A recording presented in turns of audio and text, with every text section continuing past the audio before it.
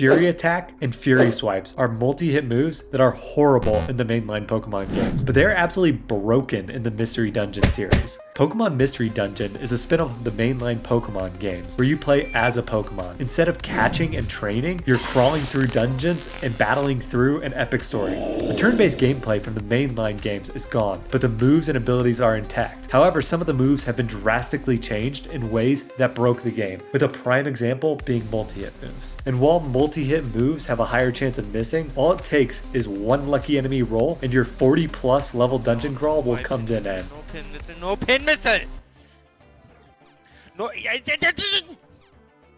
On the flip side, the player can take advantage of these broken moves. Bullet Seed especially takes this to the next level, with it being a multi-hit move that can shoot from across the room. Lots of starter Pokemon can learn this, and with it, they get a stab Gatling gun, which is capable of ending enemies from across the room before they even see you. Rollout is another seriously busted move. In the mainline games, this move locks you in for multiple turns. Each turn, the move gets stronger until it misses. In the Mystery Dungeon series, the move acts in one turn, meaning not only are you hit multiple times, but the move itself gets stronger with each hit, dealing insane amounts of damage. Added to this is the fact that the speed stat affects accuracy, meaning if you have a fast rollout Pokemon, you are even more likely to demolish everything in your path.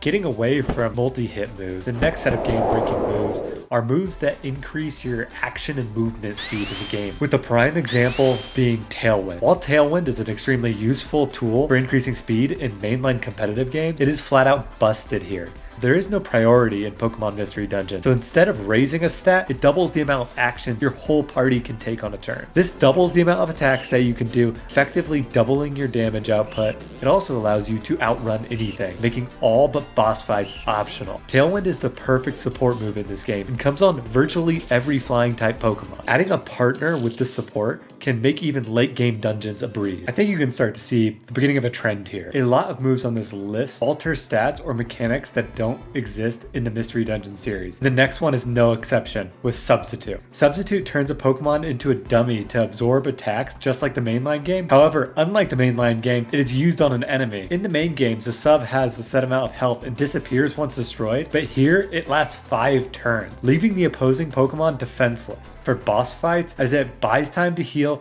retreat, or use item. But it is especially broken in monster houses and for bosses that have minions. For example, in the notoriously hard Luxray fight, you can turn the main threat into a sub and watch as his minions will do the work for you, all while giving you time to pick off the other enemies. This move should have just changed to summon a doll that enemies had to attack. The fact that it turns enemies against each other and protects player makes it extremely broken.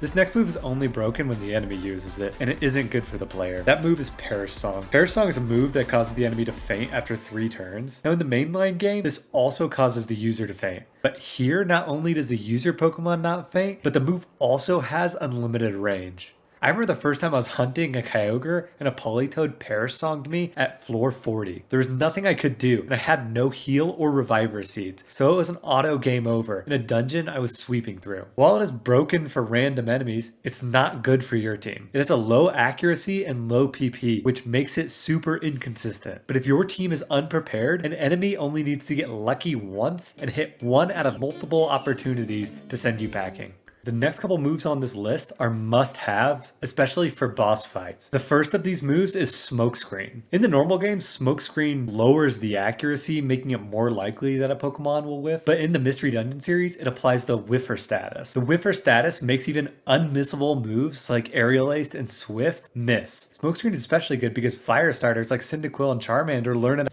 and once Smokescreen is learned, the rest of the boss fights become pieces of cake. The other must-have for boss fights is Imprison.